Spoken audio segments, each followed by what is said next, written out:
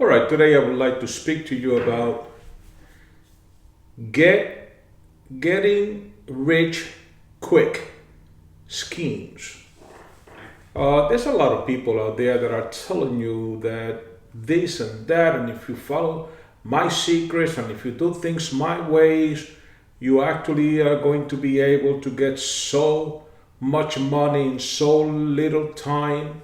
And you went and you tried it, and well, you wasted your money. And and sometimes people don't learn the lesson the first time. They keep on trying and they keep on trying and they keep on trying because they really believe that they can get rich quick or that they could do things that it took others quite some time for very little time. For example, let's take let's answer this question. If a course or a particular line of study in which you are planning to get a bachelor's degree, you need 4 years to get that bachelor's degree. The question is this: how long does it take to get that bachelor's degree? Yeah, 4 years.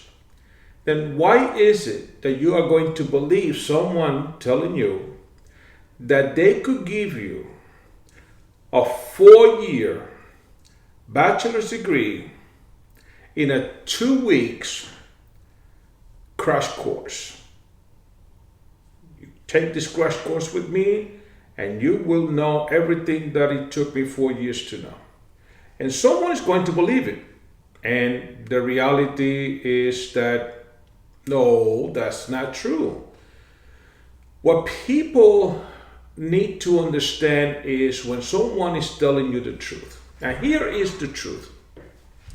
The truth is that there is no such thing as getting anything out from anything that you never put any effort into it. For example, the law of sowing and harvesting. Okay, you need to sow your seed first, and there is a period of time that you have to wait before you get your fruits and you get your harvest. So there is absolutely no way of you bypassing that law of sowing and reaping. You must sow first and you must wait. That is all important for everyone to understand. So this is a truth that most people don't want to listen to. Most people don't want to hear it. And if I cannot give you 4 years of education in a 2 weeks crash course, then I cannot give you 10 years of education in 2 weeks crash course. I cannot give you 20 years of experience and education, 30 years, 40 years of experience and education. What happens, however, is that what we're looking for when we try to coach people is we're looking for the person that is already prepared, disciplined, a person that knows what he wants, that understand the efforts that has to be put into what they're doing, and they already have taken the first steps towards their endeavors and goals. And when that happens, then we come in to help that person.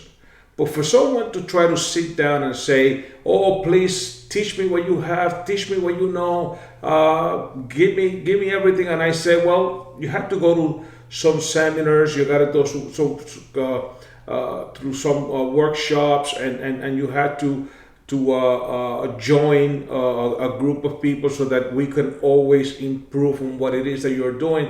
And that person says, "But can you just tell me in the next 15 minutes? Can you just tell me in a half hour? I just need the basics."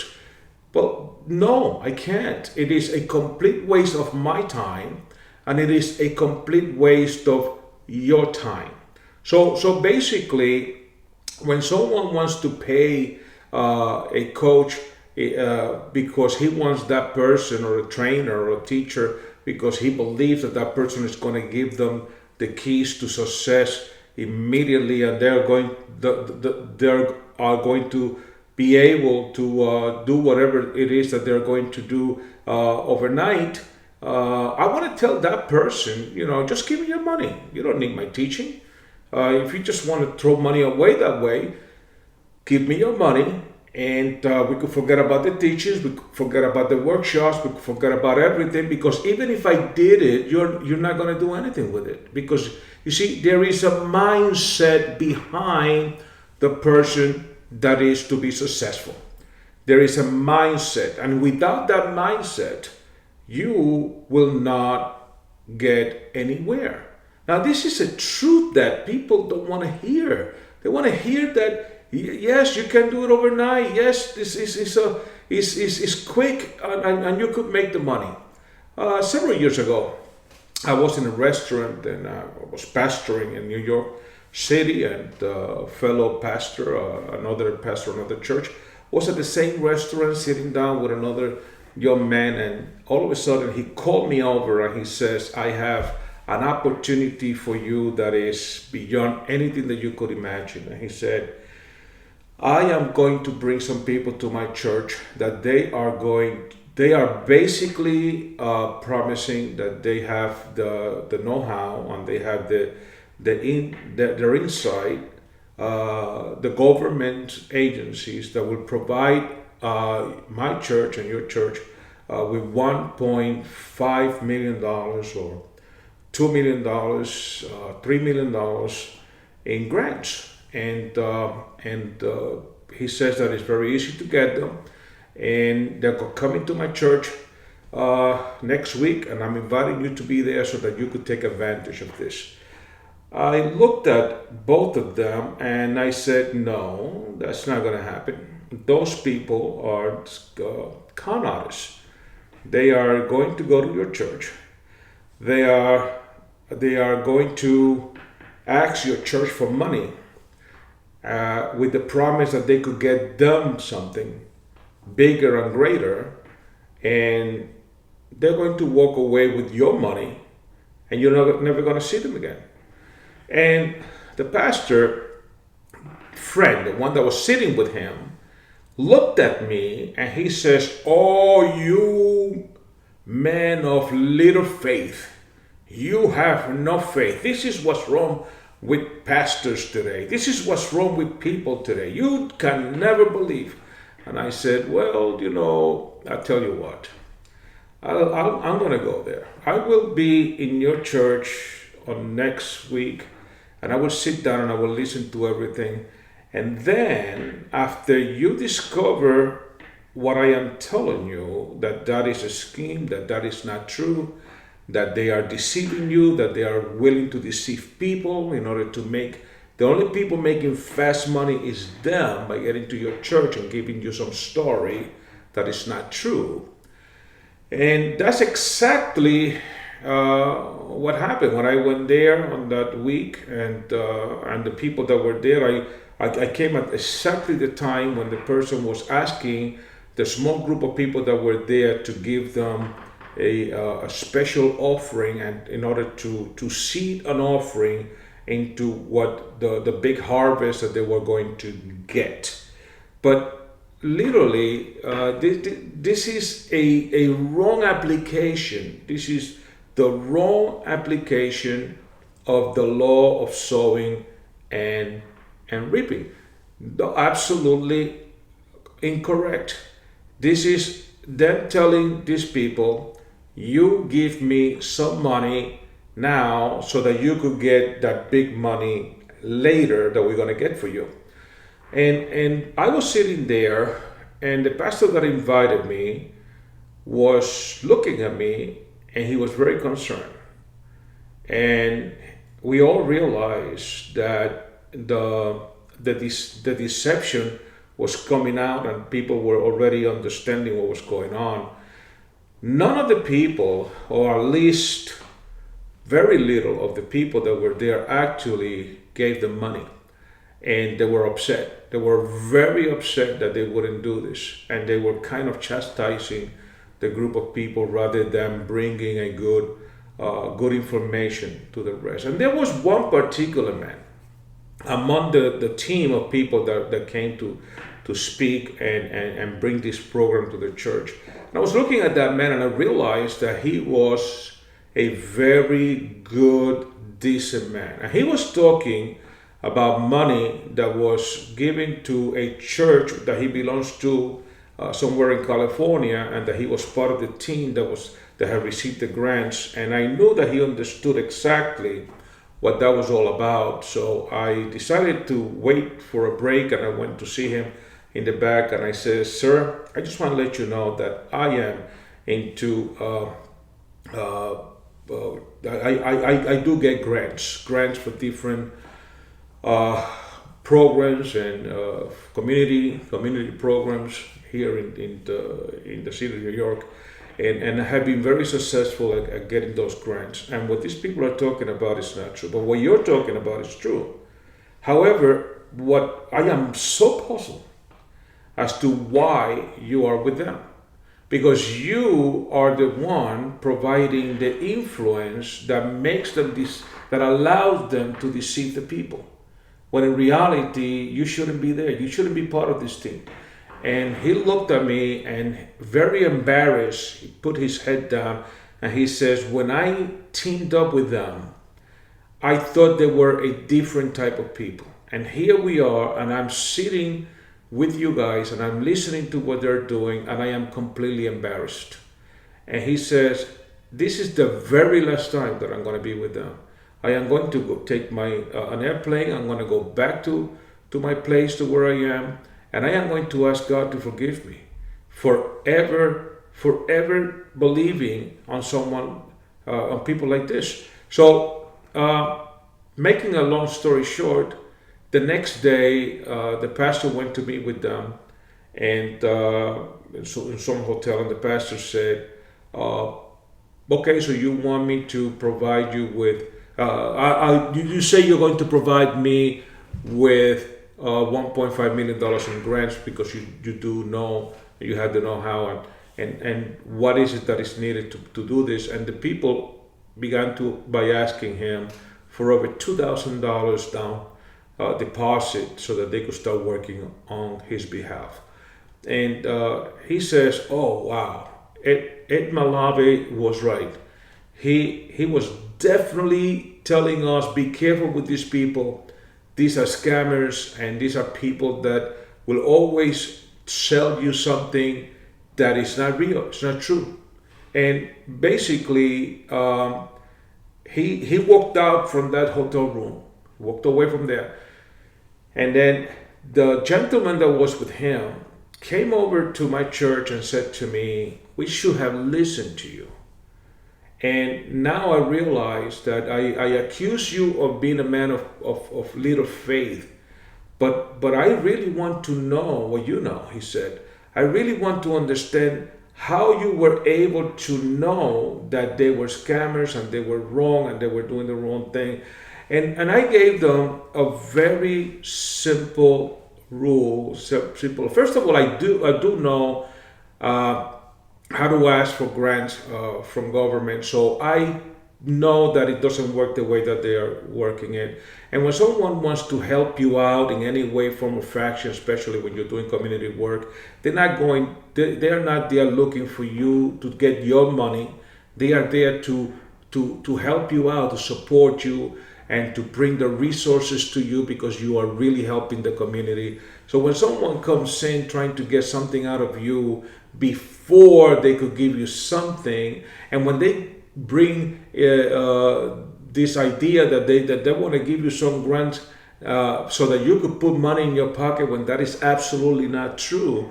You know, this $1.5 million or $2 million, if it was ever granted, it is not for the person to put it in their pocket and the person to become rich. That's not how money is provided. So when and if it is like that, those people should be arrested.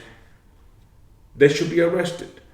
Now, what is happening is that I was telling this man, I do follow one special rule, one rule. Every time the devil, let's put it in those terms, devil, God, and the devil, right? Every time the devil comes to you, he is going to try to bypass all the work. He's going to bypass everything that you need to do, all the effort that you had to put into anything that you have to do, and he's going to simply offer it to you. There's a price to pay for that, but he's going to give it to you, and he's going to say it's going to happen overnight. Let's forget about all this waiting time. But when you do say yes, he got you. He got you. And what the one that is really going to have to pay is you. And you're never going to get anything in return. Okay? The devil got you. When it comes to God, the rule is completely different.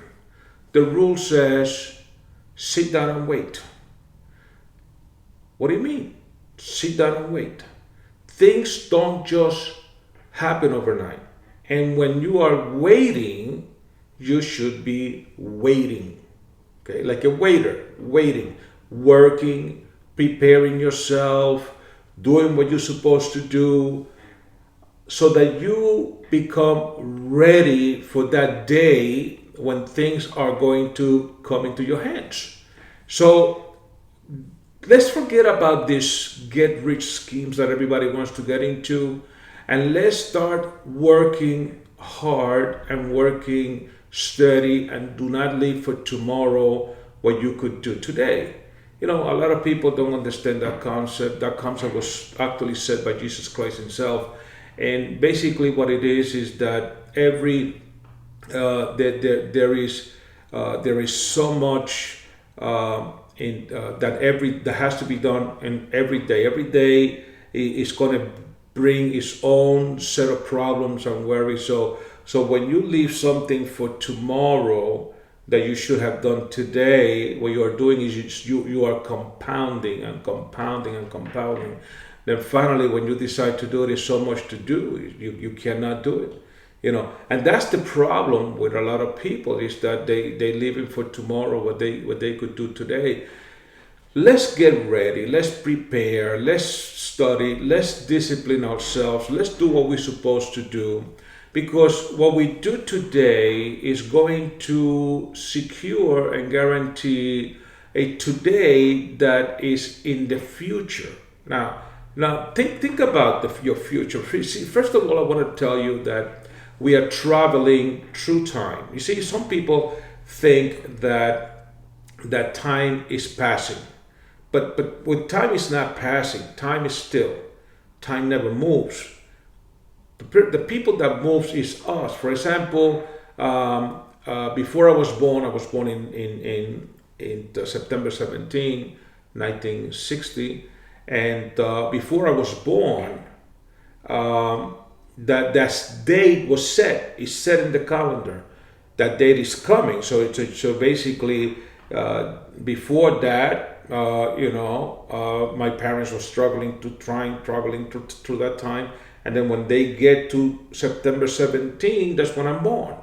And then as I am born, we keep on going, But September 17 stood there. In the September 17, 1960, stood in the same place that it was before. It never moved, so time doesn't move. September 17 stood there. So basically, but what didn't stay there is me. Now I'm born, and now I'm traveling through time. And this is what happens as we travel through time. What happens is that you could think of the people on the top, right? Those that are under them, and then those that are under them, and then those at the bottom. So what happens now, if you see those four places to be, right, bottom and top, as you are traveling through time, right now you could be at the bottom. But if you begin to do something different today, you could begin to escalate. You could begin to go to the next level, and then the next level, and then the next level. But it doesn't happen today. It doesn't happen overnight. So what happens is that you have to continue to prepare and live your today.